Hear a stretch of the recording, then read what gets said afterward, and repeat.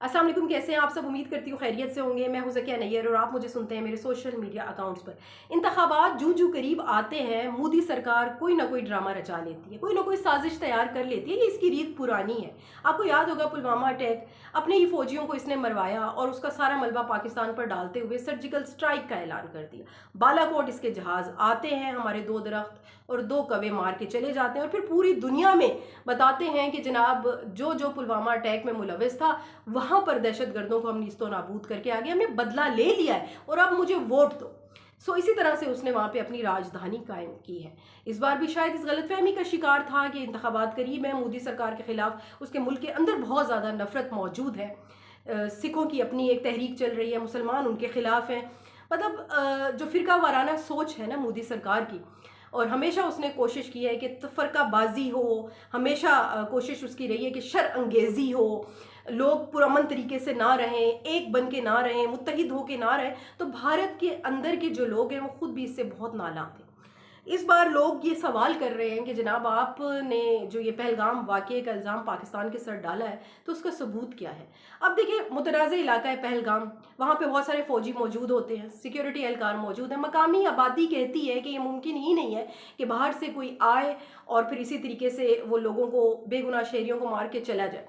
कहीं न कहीं इसके पीछे खुद मोदी सरकार मुलविस है। और जब पाकिस्तान ने ये वाक़या हुआ तो भारत से मुतालबा किया कि इस वाक़ये की तहकीकात की जाए।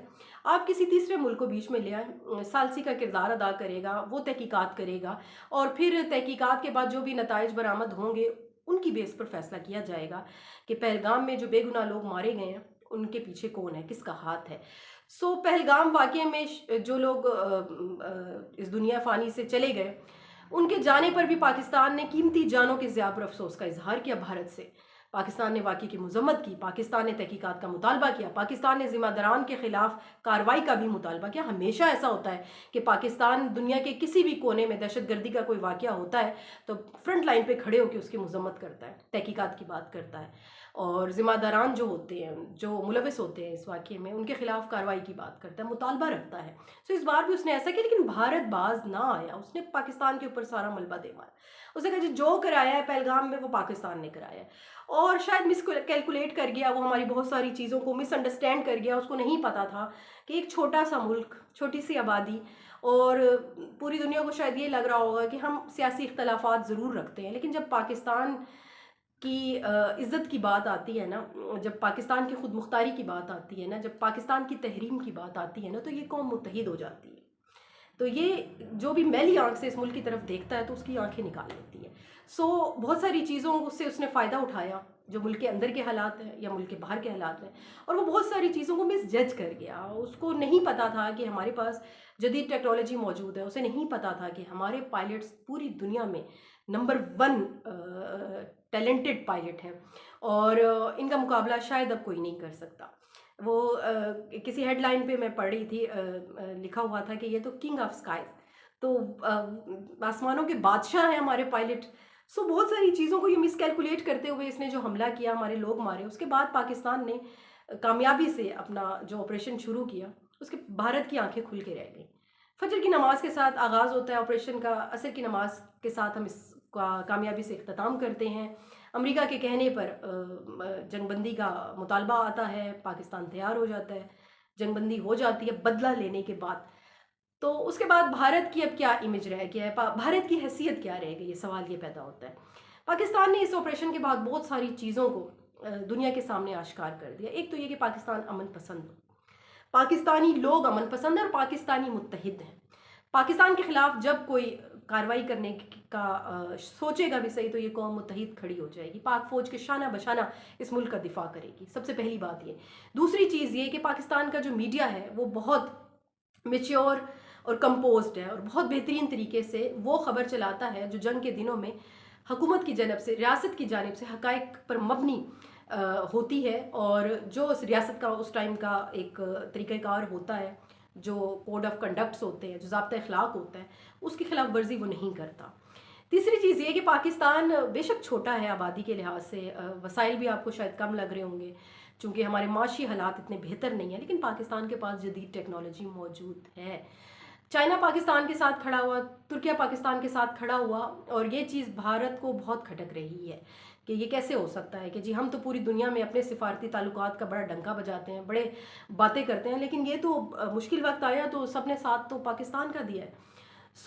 इस ऑपरेशन में जो भारत को नुकसान उठाना पड़ा ना, उसमें एक तो उसका इमेज का नुकसान है, दूसरा उसका ये नुकसान है कि उस पर बहुत सारे राज अफशां हो गए कि पाकिस्तान जो है वो बटी हुई कौम नहीं है, पाकिस्तानी ये मुत्तहिद नेशन है। तो इसकी तरफ दोबारा इस तरह से नहीं जाना रात के अंधेरे में, और इस तरह ये सारा कुछ नहीं करना, और बेगुनाह लोगों को दोबारा मारना नहीं है। और तीसरी चीज़ ये कि पाकिस्तान अमन पसंद लोग हैं। पाकिस्तान ने जो बुनियानुल मरसूस ऑपरेशन किया उसमें कोई भारतीय सिविलियन जो है उसको नुकसान नहीं पहुंचा, किसी भारतीय स्टेडियम को नुकसान नहीं पहुंचा, खेलों के मैदान को गहनाया नहीं है हमने, फ़न के मैदान को हमने नहीं गहनाया जिस तरह से हमेशा भारत ने ये किया है। हमने वही तनसीबात जहाँ से पाकिस्तान के खिलाफ ऑपरेशन सिंदूर किया गया था उन्हीं को जाकर निशाना बनाया।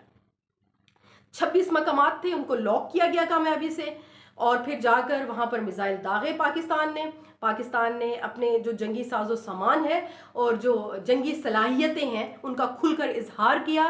पाकिस्तान के पायलट्स ने वहाँ जाकर जितने भी टारगेट लॉक किए गए थे उनको कामयाबी से निशाना बनाया, इनकी एयर बेसिस तबाह की, इनका जो एयर डिफेंस सिस्टम है S-400 जिस पर बड़ा नाज़ा था भारत 2 मकामात पर, उसको नुकसान पहुंचा।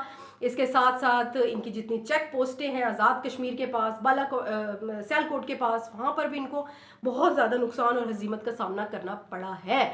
और फिर यही वजह है कि इन्होंने सफ़ेद झंडे लहराए, इन्होंने कहा बस कर दो, हम मज़ीद नहीं लड़ सकते, बस कर दो।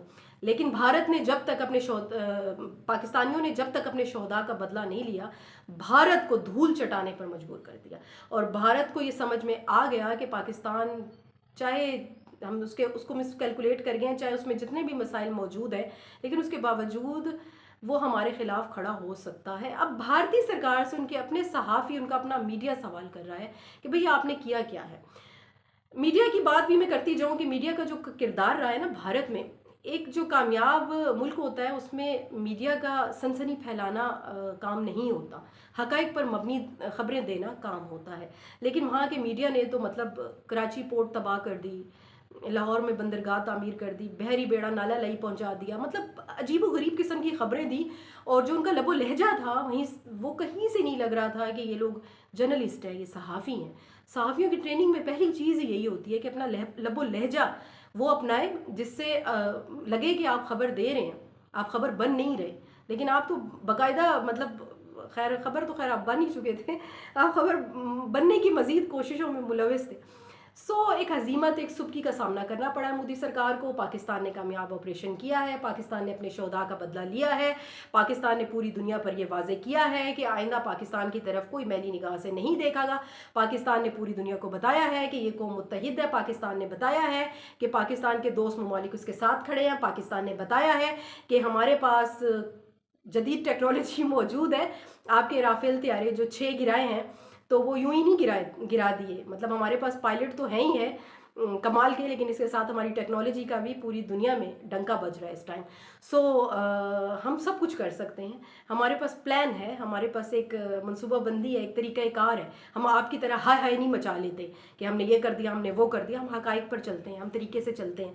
हम पूरी दुनिया में अपने नाम को बदनाम नहीं करवाते, अपने ग्रीन पासपोर्ट की लाज रखी है पूरी दुनिया में। और इस वक्त सारे मतलब आप इंटरनेशनल मीडिया देख लें, आप पूरी दुनिया में जहाँ जहाँ अखबारात मीडिया काम कर रहा है वो पाकिस्तान की तारीफ़ कर रहे हैं, वो इस जंग में पाकिस्तान की कामयाबियों का सेहरा जो सजा है उसकी तारीफ़ कर रहे हैं। और ये वो बता रहे हैं कि वाकई ये जो जंग हुई है मई के महीने में, जिस तरह से भारत ने रात के अंधेरे में पाकिस्तान के ऊपर हर्जा सराई की, जिस तरह से दरअंदाजी की, तो उसका बदला पाकिस्तान ने बहुत बेहतर तौर पर दिया है। और अपने 6 त्यारे भी गंवा बैठा। फ्रांस के साथ भी ताल्लुकात यकीनन ख़राब होंगे, ज़ाहिर है उन्होंने बड़ी अपने त्यारे इनको बेचे कि शायद ये बड़े अच्छे तरीके से उसकी प्रमोशन हो सकेगी, पूरी दुनिया को पता चलेगा राफेल बेहतरीन फाइटर जेट है, लेकिन उसका भी बड़ा गर्क कर दिया इन्होंने।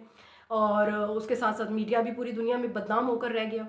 अपने शहरी जो हैं वो अब सवाल कर रहे हैं कि जी आप जो उधर गए हैं भावलपुर में, मुजफ्फराबाद में और शोरकूट में और मुरीद के में, वहाँ पे जाके जो आपने पाकिस्तान पर मिसाइल दागे हैं, तो वो दहशतगर्दों की तस्वीरें सामने हमें दिखाओ कहाँ है।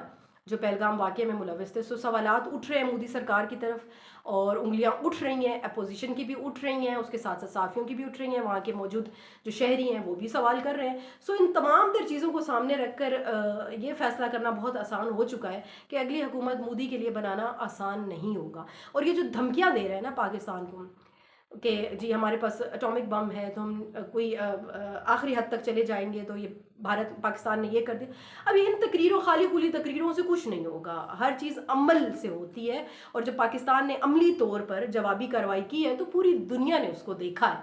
आपकी तरह अंधेरों का सहारा नहीं लिया हमने, आपकी तरह हमने अपने बड़े बड़े जहाज़ नहीं गिरवा दिए। हमारे पायलट खैर व आफियत से गए, खैर व आफियत से वापस आए।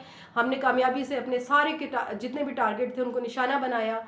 हमने आपको रुलाने पे मजबूर कर दिया, आप लोग रो रहे थे, बाकायदा आप लोग रो रहे थे, आप चीख रहे थे, आपको समझ नहीं आ रही थी कि इस टाइम हो क्या गया है, जिस किस्म की फुटेजेस भारत से आ रही हैं। सो अब आप दोबारा, मेरा नहीं ख्याल कि मोदी सरकार हुकूमत बना सकती है भारत में, और मेरा नहीं ख्याल कि आइंदा भारत की तरफ से पाकिस्तान की तरफ इस तरह दरअंदाजी करने की कोशिश की जाएगी, पाकिस्तान की खुद मुख्तारी को चैलेंज किया जाएगा और पाकिस्तान की तरफ बुरी निगाह से देखने की ये कोशिश करेंगे। हमारे एक दूसरे से इख्तलाफात हैं, उसका हक हमें पाकिस्तान का आइन देता है। सियासी इख्तलाफात भी हैं, हमारे अस्करी नौजवानों से भी, अस्करी अफसरान से भी थोड़े बहुत गिले शिकवे थे हैं। वो चीज़ें हमारे और हमारे अपने लोगों के बीच हैं और वो सॉल्व आउट हो जाएंगी, वो हम उनको अच्छे तरीके से खुद ही हल कर देंगे। आप इस चीज़ का फ़ायदा आप दोबारा ना उठाइएगा, क्योंकि जब आप हमारे ऊपर हमला करने की कोशिश करेंगे हमें कमज़ोर जानते हुए, तो फिर आपके हाथ कुछ नहीं होगा। फिर हम सीसा पिलाई हुई दीवार, यानी कि बुनियानुल मरसूस बनकर आपके सामने खड़े हो जाएंगे। अगले व्लॉग तक के लिए इजाज़त दीजिए। अपना और अपने चैनल का बहुत सारा ख्याल रखिएगा। अल्लाह हाफिज़।